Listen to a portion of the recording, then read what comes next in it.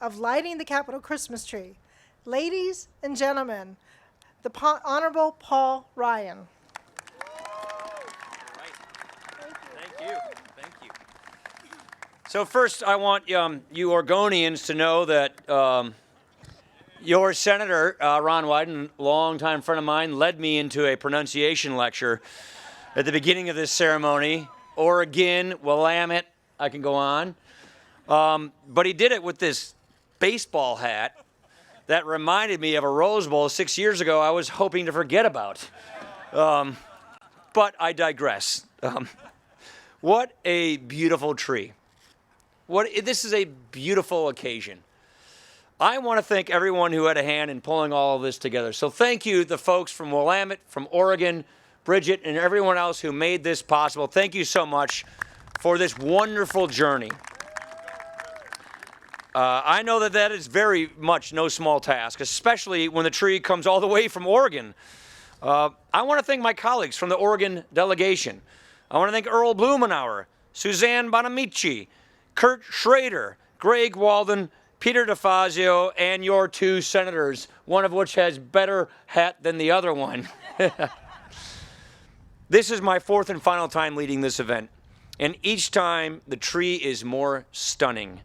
I will say we've had some pretty nice trees in Wisconsin, so maybe one of these days we get a Wisconsin tree here, but I've got to say this noble fir is the best that I have seen. It is a gorgeous tree. And I also think it's a great time to come together. I think we're reminded, because of just what we did here this week in the Capitol, of the fact that we lost a giant in our nation this week. And the loss of George H.W. Bush was great sorrow, but it also reminds us of a man who was a beacon of joy. A few days after one of his granddaughters was born, President Bush wrote her a letter. He ends the letter by saying how you can do all of these incredible things in life, but even with all of that, he writes, what counts is family and love.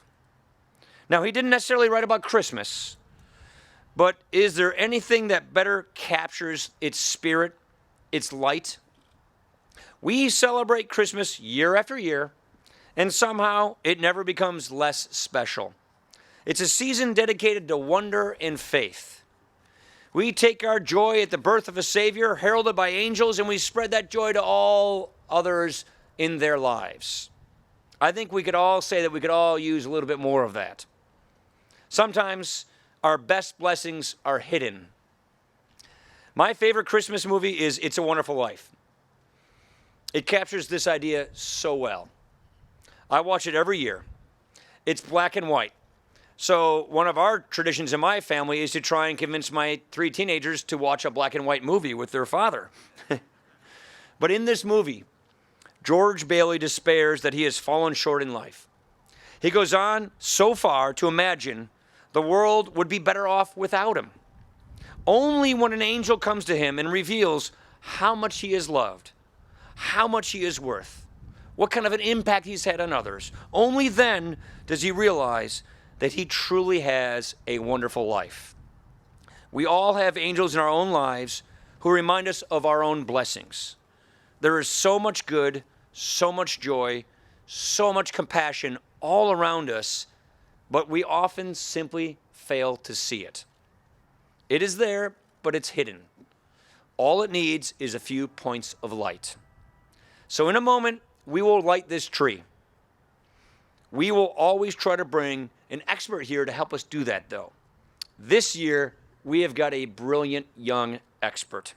This year, we have Bridget Harrington from Hillsboro. Bridget won a contest with her poem about Oregon's outdoors and what Oregon's outdoors mean to her. So at this time, I would like to ask Bridget to come up and read a few lines from her poem.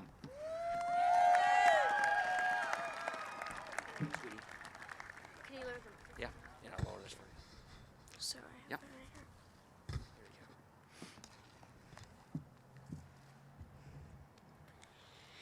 'Twas the month before Christmas, and all through my mind swirled thoughts of my Oregon, all intertwined.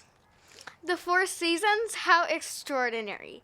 Each one of a kind, left memories galore for my mind to rewind. The winter, how beautiful. The snow began to fall. I quickly grabbed my mittens to make a chilly snowball. The snowman we created sat proud. He stayed there till he melted, a snowy, frosty guard. The raindrops, how they pattered.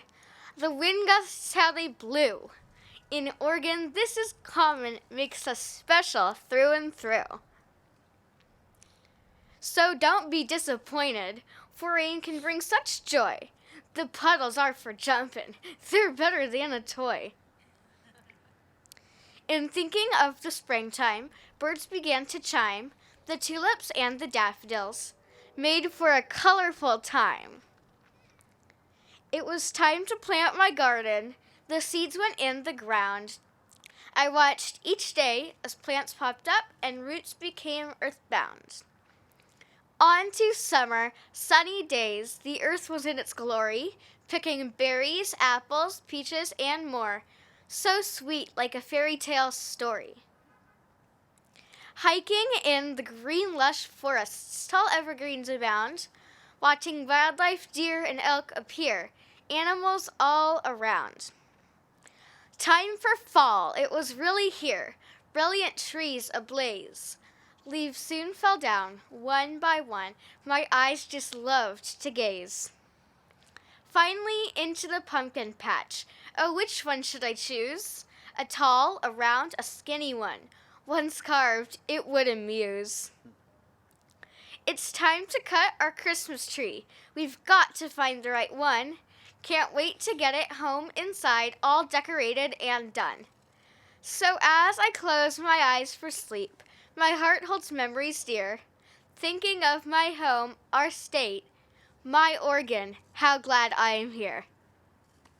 Oh, beautiful. Woohoo! Let's hear it for Bridget, huh? Wow. Oh. All right, we'll do it. All right. Wait. We're going to do a countdown, all right?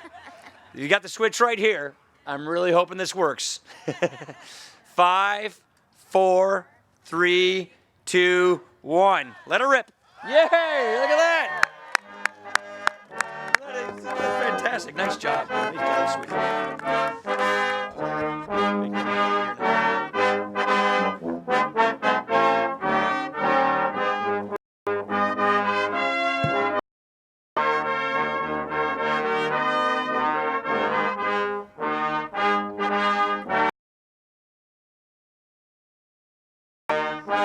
Thank you.